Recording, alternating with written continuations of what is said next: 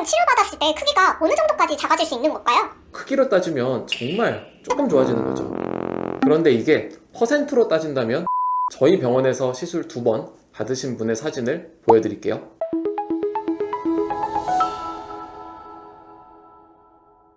안녕하세요. 피부1타 민 원장입니다. 원장님, 모공은 진짜 치료가 안 되죠? 치료되죠? 치료가 된다고요? 네, 돼요. 근데 모공 치료는 돈 버리는 거라고 많이들 그러던데요? 모공 치료는 실제로 어려운 게 맞긴 맞아요. 그래도 저희 병원에서 치료 받으신 분들은 다들 만족하시는데요. 원장님만의 비법이 있으신가 봐요?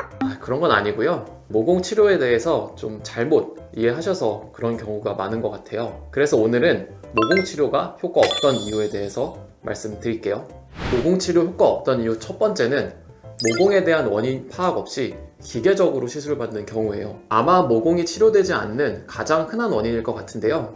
모공이 늘어난 결과는 하나지만 원인은 굉장히 다양해요. 그냥 모공이 넓으니까 어떤 시술 받아야지, 친구가 어떤 시술 받고 좋아졌으니까 나도 받아야지, 이러면 효과가 떨어지는 거예요. 당연히 원인에 맞게 치료가 들어가야 되는 거고요. 그럼 모공이 늘어나는 진짜 원인이 뭐예요? 첫 번째 원인으로는 피지 분비가 증가하는 게 있어요. 모공은 피지가 나오는 통로인데요. 피지 분비가 많아지면 당연히 통로인 모공이 넓어집니다. 그래서 여드름이 많고 지성 피부인 분들이 모공이 넓은 거는 다들 경험적으로 알고 계실 거예요. 그리고 피지 분비가 많은 T존 부위에 모공이 넓은 것도 알고 계실 거고요. 이런 경우의 치료는 당연히 피지 분비를 줄여주면 됩니다. 이런 치료에는 대표적으로 골드 PTT, 포텐자, 스킨 보톡스 등 굉장히 다양한 치료가 있습니다. 제가 주베룩 정말 좋아하고 많이 시술하고 있지만 이런 경우에 기계적으로 주베룩 시술 받으시면 만족도가 떨어질 수 있습니다. 마찬가지로 인터넷에서 유행하는 올세라, 써마지 이런 시술들도 이런 경우에 받으면 크게 도움이 되지 않아요. 모공 확장 원인 두 번째는 여드름이 많이 났던 경우에는 미세 흉터의 형태로 생각을 하셔야 됩니다.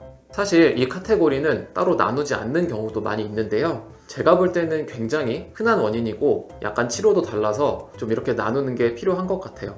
여드름이 많이 났던 경우엔 모공이 미세한 흉터의 형태가 되는데요. 이런 흉터의 형태가 되면 모공을 지지해주는 구조물들이 굉장히 약해져요. 그래서 호르몬의 영향으로 피지 분비가 증가되면 쉽게 모공이 늘어나게 됩니다.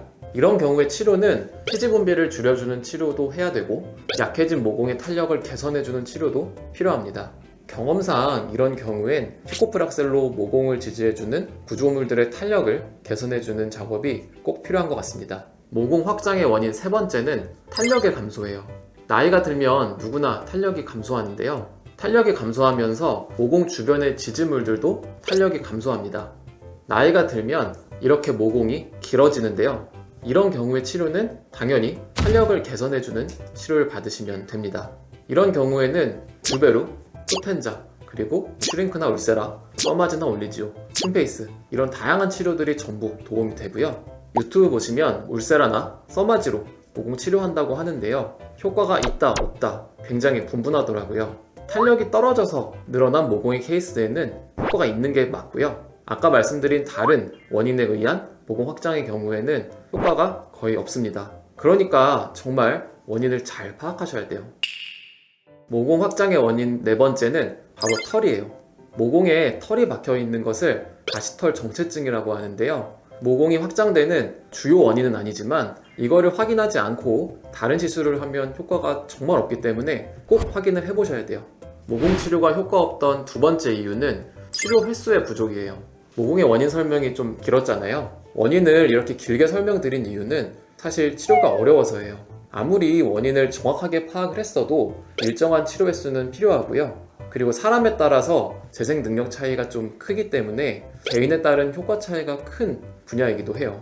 치료 한두 번 받고 효과 없다고 중단하시거나 타 병원으로 이동하시면 사실 대부분의 경우엔 큰 도움이 되기 어려워요.